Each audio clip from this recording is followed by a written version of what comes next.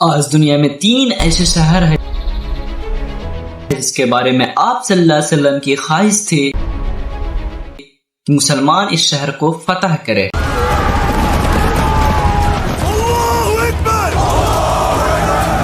پہلی شہر مکہ، جسے آپ صلی اللہ علیہ وسلم نے خود فتح کی تھی، اور دوسری شہر یروشلم، جسے اسلام کے خلیفہ عمر بن خطاب رضی اللہ عنہ نے فتح کی تھی، اور تیسری شہر اس زمانے کی super power the Roman capital Constantinople, جسے آج ہم استنبول کے نام سے جانتے ہیں۔ اب مکہ اور یروشلم تو مسلمانوں نے پچھلے 10 سالوں میں فتح کر لی تھی، لیکن یہ تیسری شہر 800 سالوں تک بہت کوشش کرنے کے بعد بھی مسلمان فتح نہیں کر سکے۔ لیکن اگلے 800 سالوں کے بعد ایک مسلمان بادشاہ نے اس شہر کو فتح کر لی۔ اس بادشاہ کی عمر محض 21 سال تھی۔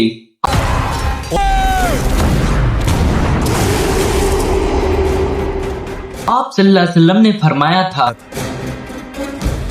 کہ میری امت کی وہ قوم ہے جو سب سے پہلے رومن بادشاہ کے شہر پر حملہ کرے گی، اس کے گناہ معاف کر دیے جائیں گے اور وہ سیدھے جنت میں جائیں گے۔ آپ صلی اللہ علیہ وسلم کے اس حدیث کے مطابق مسلمانوں نے رومن کیپٹل پر 5 بڑے حملے کیے۔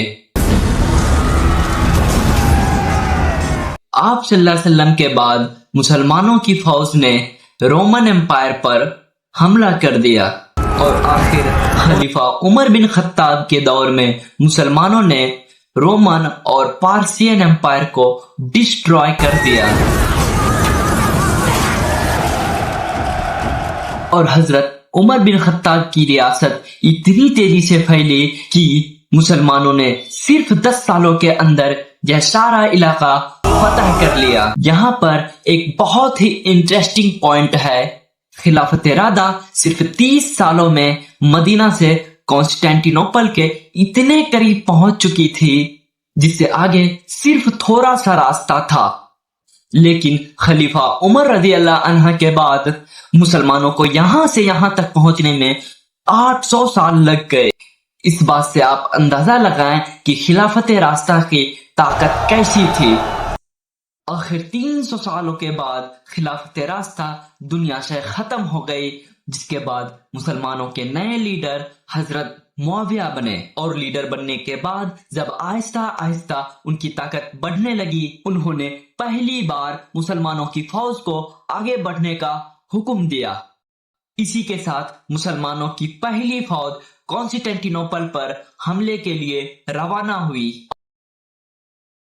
اور اس فوج کے جنرل کوئی اور نہیں بلکہ خالد بن ولید کے بیٹے عبداللہ بن خالد تھے۔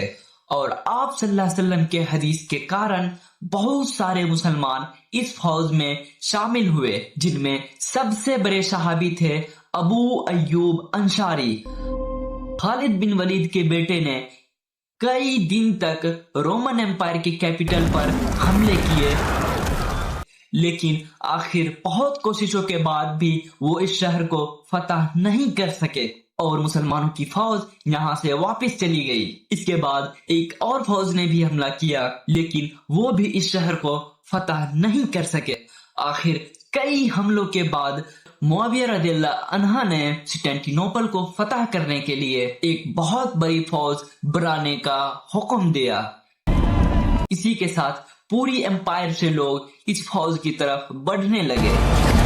یہ اتنی بڑی فوج تھی کہ اس فوج میں بڑے بڑے صحابہ بھی شامل ہوئے، جیسے کہ خلیفہ بن عمر کے بیٹے عبداللہ بن عمر، عبداللہ بن زبیر اور ابو ایوب انصاری جیسے صحابہ، اور جیسے ہی مسلمانوں کی یہ بڑی فوج تیار ہوئی، حضرت معاویہ نے اس پوری فوج کا آرمی چیف اپنے 24 سال کے بیٹے یزید کو بنا دیا، جس کے بعد یزید یہ پوری فوج کو لے کر کانسٹینٹی نوپل کی طرف روانہ ہوئے۔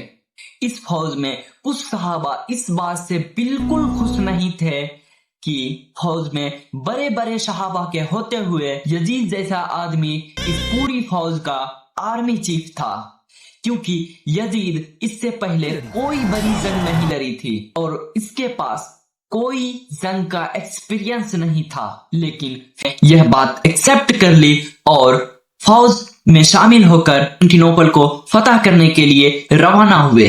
یزید مسلمانوں کی فوج کو لے کر کانسٹینٹینوپل کی دیوار کے سامنے پہنچے تو مسلمان یہ دیکھ کر حیران ہو گئے، کیونکہ کانسٹینٹینوپل کوئی عام شہر نہیں تھا۔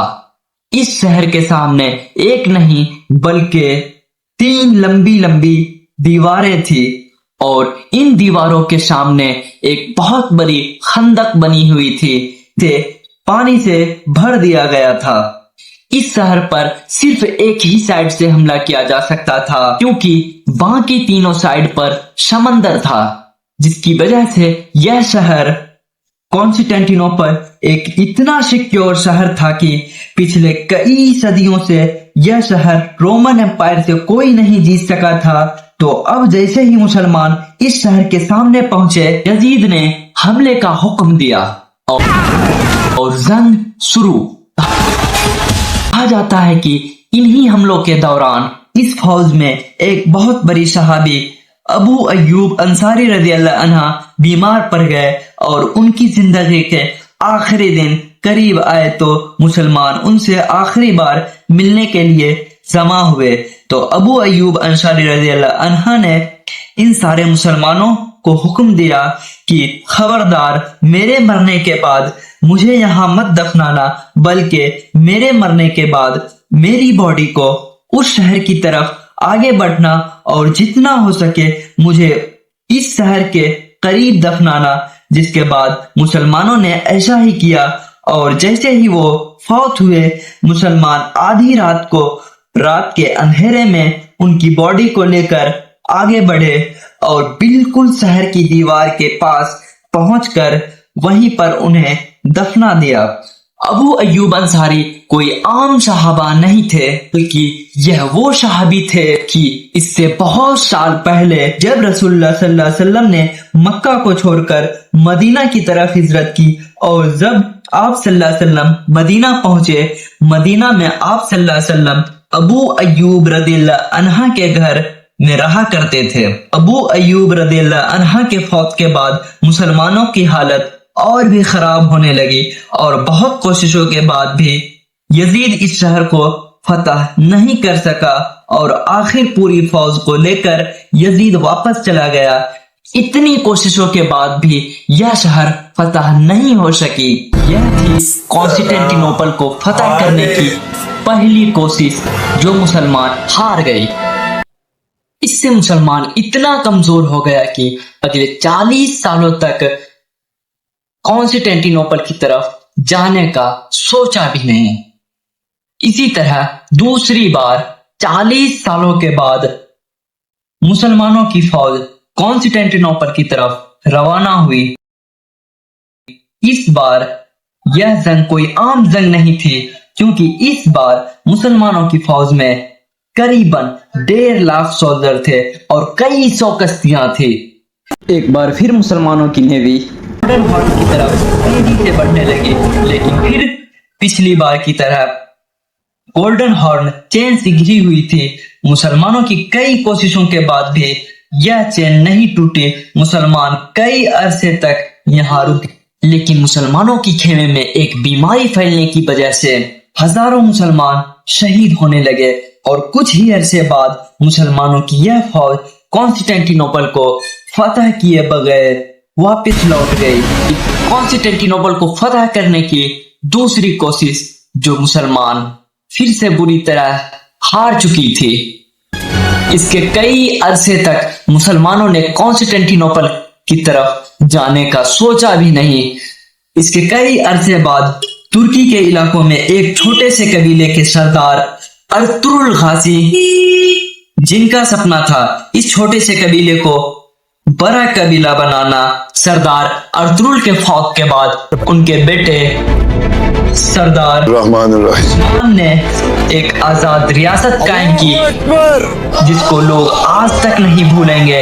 इस रियासत का नाम था उस्मानिया सल्तनत। उस्मान की यह छोटी सी एम्पायर आगे जाके मुसलमानों की दुनिया में आखिरी बड़ी सुपर पावर बनी, आज तक पूरी दुनिया याद रखती है। इसी तरह यह छोटी सी उस्मानिया सल्तनत आहिस्ता आहिस्ता पूरी दुनिया में फैलने लगी और आखिर उस्मानिया सल्तनत मुसलमानों की एक ऐसी पहली एम्पायर बनी जिसकी फौजों ने समंदर को क्रॉस करके यूरोप पर हमला किया। उस्मानिया सल्तनत के पास इतनी ताकत हो चुकी थी कि वो अब 700 सालों के बाद तीसरी बार कॉन्स्टेंटिनोपल पर हमला करे। 700 सालों के बाद उस्मानिया सल्तनत के ही एक बादशाह ने फैसला किया, अब एक बार फिर मुसलमानों की तरफ से कॉन्स्टेंटिनोपल पर हमला करेगा, उसे फतह करेगा। 100 सालों के बाद यहां से शुरू होती है मुसलमानों की कॉन्स्टेंटिनोपल पर हमला करने की तीसरी कोशिश। उस्मानिया सल्तनत के बादशाह सुल्तान बायजीद ने मुसलमानों की एक बड़ी फौज को जमा कर तीसरी बार कॉन्स्टेंटिनोपल को घेर लिया, लेकिन इस बार भी मुसलमान इस चैन को क्रॉस नहीं कर सके। लेकिन सुल्तान बायजीद ने हार नहीं मानी। यह 4 साल तक अपनी फौज को लेकर कॉन्स्टेंटिनोपल को घेरे रहे और इस तरह कॉन्स्टेंटिनोपल को फतह करने की तीसरी कोशिश भी मुसलमान हार गए। लेकिन इस हार के बाद भी उस्मानिया सल्तनत के बादशाह ने हार नहीं मानी। इसके 20 साल बाद ही इसी सुल्तान बायजीद के पोते सुल्तान मुराद ने दोबारा एक बार बड़ी फौज जमा की, लेकिन इस बार भी मुसलमानों ने इस चैन को क्रॉस नहीं कर सके। यह जंग भी मुसलमान हार गए। इसके बाद मुसलमानों को लगा कि अब वो कभी कॉन्स्टेंटिनोपल को फतह नहीं कर पाएंगे, लेकिन धीरे धीरे हालात बदलने लगे। इसके कुछ ही अरसे बाद सुल्तान मुराद के बेटे ने कॉन्स्टेंटिनोपल पर हमला के लिए एक बड़ी फौज खड़ी कर ली। यह सुल्तान मात्र 21 साल के थे, जिनका नाम था सुल्तान महमद फातेह, जो बचपन में ही सोच लिया था कि वो बड़ा होकर अपने बाप के हार का बदला जरूर लेगा। और जैसे ही शाहजादा महमद सुल्तान महमद बना, वो 2 लाख की फौज खड़ी कर ली और दुनिया की सबसे बड़ी तोप बनाई। It's huge. This thing's a monster. और उस्मानिया सल्तनत के पूरी नेवी के साथ कॉन्स्टेंटिनोपल पर हमला कर दिया। मात्र 21 साल की उम्र में कॉन्स्टेंटिनोपल को फतह कर लिया।